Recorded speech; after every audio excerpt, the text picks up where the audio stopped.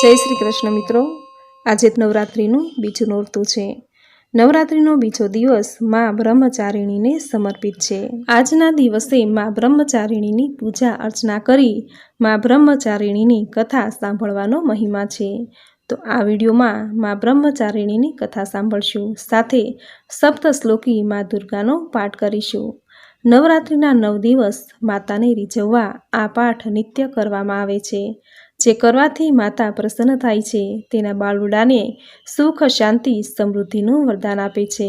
તો મિત્રો, આ વિડીયોમાં માં બ્રહ્મચારિણીની કથા અને સાથે સપ્તશ્લોકી માં દુર્ગાનો પાઠ કરીશું। જો આપને આ વિડીયો પસંદ આવે તો લાઇક, શેર, કોમેન્ટ કરી, ચેનલ પર નવા છો તો ચેનલ સબસ્ક્રાઈબ કરી બાજુમાં બેલ આઇકન પ્રેસ કરી દેજો। ધન્યવાદ। તો સૌ પહેલા માં બ્રહ્મચારિણીની કથા સાંભળશું। બોલો માં બ્રહ્મચારિણીની જય। માં દુર્ગાનું બીજું સ્વરૂપ એટલે બ્રહ્મચારિણી। માં બ્રહ્મચારિણીની પૂજા કરવાથી તપસ્યાનું વરદાન મળે છે।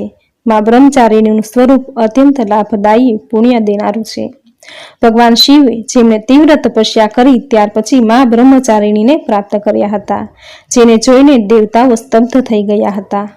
એવું કહેવાય છે કે નવરાત્રિના બીજા દિવસે કુંડલીઓને જાગૃત કરવા માટે માં બ્રહ્મચારિણીની સાધના કરવામાં આવે છે। નવરાત્રિના બીજા દિવસે માં બ્રહ્મચારિણીની પૂજા અર્ચના કરવાથી તેના ભક્તોની બધી ઈચ્છાઓ પૂરી કરે છે અને તેની ઉપાસના ભક્તો અને સિદ્ધો માટે અનંત ફળદાયી છે। પુરાણોમાં કહ્યું છે કે જે ભક્ત માતા બ્રહ્મચારિણી માટે તપ કરે છે તે સંયમ, ત્યાગ, વિરાસત અને સદગુણ વિકસાવે છે। દેવી બ્રહ્મચારિણીનું સ્વરૂપ સંપૂર્ણપણે તેજસ્વી અને ખૂબ જ ભવ્ય છે। માતા તેના જમણા હાથમાં જપની માળા અને ડાબા હાથમાં કમંડળ ધરાવે છે। તેમણે સફેદ વસ્ત્ર ધારણ કરેલા છે।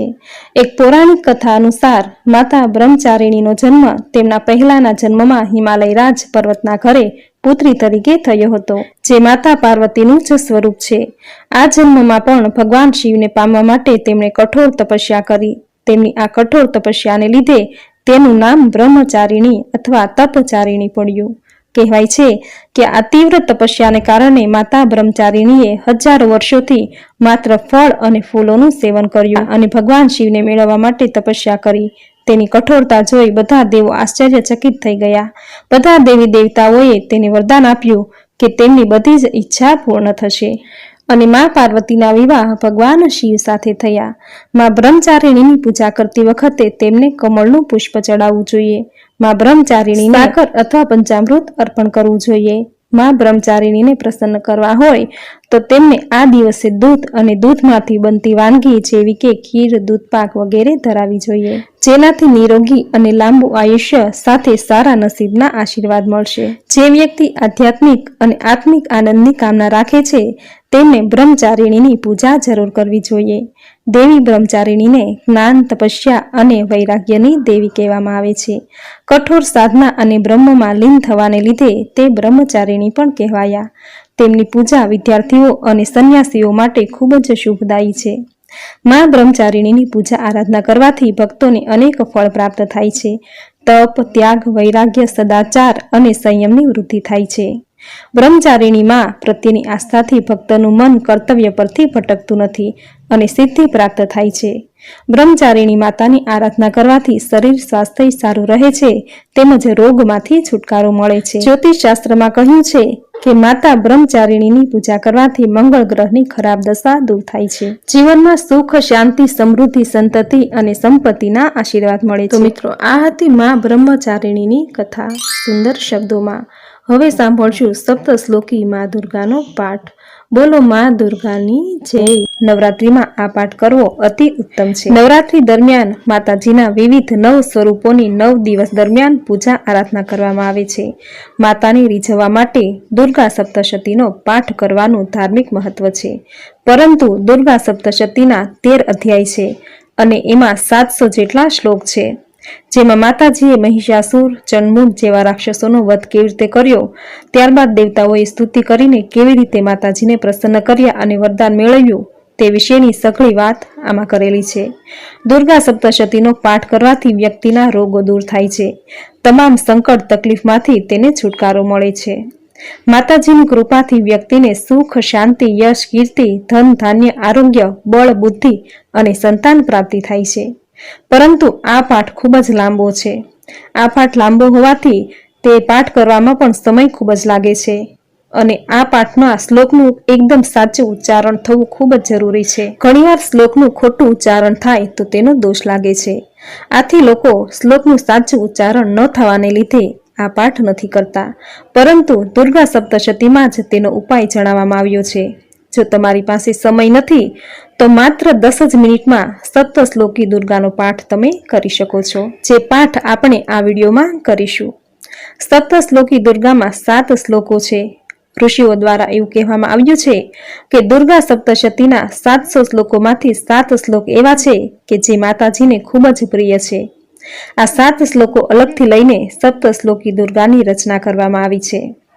સપ્તશ્લોકી દુર્ગાના પાઠ સ્પષ્ટ ઉચ્ચારણ સાથે કરવામાં આવે તો તેનું પણ દુર્ગા સપ્તશતી જેટલું જ પુણ્યફળ પ્રાપ્ત થાય છે. તો મિત્રો, આ વિડીયોમાં પૂરા મનથી અને સાચી શ્રદ્ધાથી સપ્તશ્લોકી દુર્ગાનો પાઠ કરી આજના દિવસને પાવન બનાવીએ. બોલો નવદુર્ગાની જય.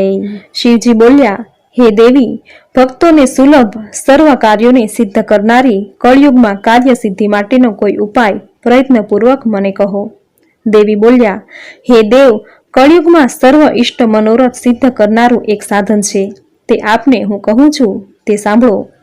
આપના પરના સ્નેહથી આ અંબા સ્તુતિ હું પ્રગટ કરું છું. ઓમ. આ દુર્ગા સપ્તશ્લોકી સ્તોત્ર મંત્રના ઋષિ નારાયણ છે.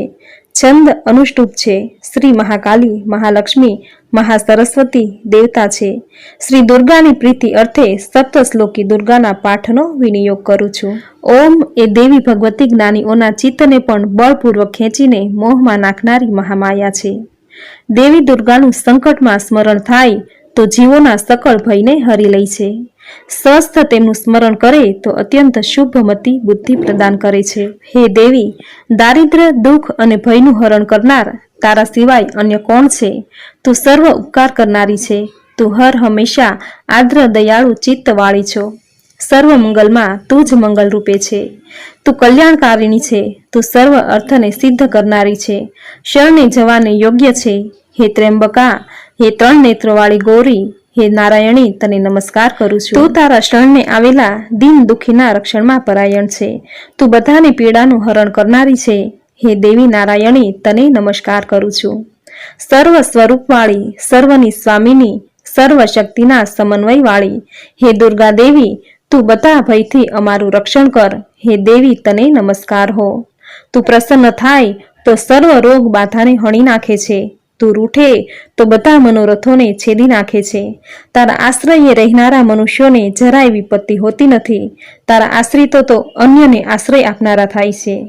હે ત્રિલોકની અખિલેશ્વરી, સર્વ બાધાઓનું શમન કરવાનું તેમજ અમારા વેરીઓનો વિનાશ કરવાનું કાર્ય તારું જ છે. તું જ એ માટે યોગ્ય છે. ઇતિ શ્રી સપ્તશ્લોકી દુર્ગા સંપૂર્ણ. બોલો માં નવદુર્ગાની જય. મિત્રો, નવરાત્રિના 9 દિવસ માની આરાધના દુર્ગા સપ્તશતીના પાઠ કરીને જ કરાય છે, પરંતુ આ પાઠ કરવામાં ખૂબ જ સમય લાગે છે. તો સમયના અભાવે જે દુર્ગા સપ્તશતીના પાઠ નથી કરી શકતા તેમણે ભગવાન શિવ રચિત સપ્તશ્લોકી દુર્ગાનો પાઠ કરવાથી દુર્ગા સપ્તશતીના પાઠ કર્યા જેટલું જ ફળ પ્રાપ્ત થશે. કારણ કે સપ્તશ્લોકી દુર્ગામાં મા ભગવતીના 7 શ્લોકોમાં માની સ્તુતિ કરવામાં આવી છે. દુર્ગા સપ્તશતીના પાઠથી મા દુર્ગા તમામ પ્રકારના દુઃખ, ગરીબી, સંકટ, રોગ અને પરેશાનીમાંથી મુક્ત કરાવે છે, તેનો નાશ કરે છે. મા દુર્ગાની ઉપાસના કરવાથી પરમ કલ્યાણ અને નવું જ્ઞાન પ્રાપ્ત થાય છે. આથી નવરાત્રિના 9 દિવસ સપ્તશ્લોકીના પાઠ કરી માની કૃપા પ્રાપ્ત કરી શકો છો. તો મિત્રો, આ વિડીયોમાં મા બ્રહ્મચારિણીની કથા સાથે મા દુર્ગા સપ્તશ્લોકીનો પાઠ તમે પૂરી શ્રદ્ધાથી સાંભળ્યો, જે સાંભળવો તમને જરૂર ગમ્યો હશે. તો વિડીયોને લાઇક કરી કોમેન્ટમાં જય મા બ્રહ્મચારિણીની, જય મા દુર્ગા જરૂર લખજો. ચેનલ પર નવા છો તો ચેનલ સબસ્ક્રાઈબ કરી બાજુમાં બેલ આઇકન પ્રેસ કરી દેજો. તો મળતા રહીશું આવી જ નવી ધાર્મિક માહિતી, નવી ધાર્મિક કથા સાથે. ત્યાં સુધી આપ સૌને મારા જય શ્રી કૃષ્ણ.